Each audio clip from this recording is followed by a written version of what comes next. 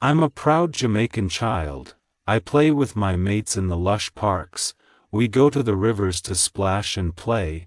We also go to see the big ocean.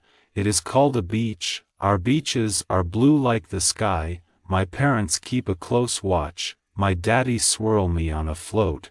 He said it will keep me safe, as I enjoy the blue beach. When it's time for home, we gather all the shells we can carry, and head straight home, full of shells, sand and dreamy smiles.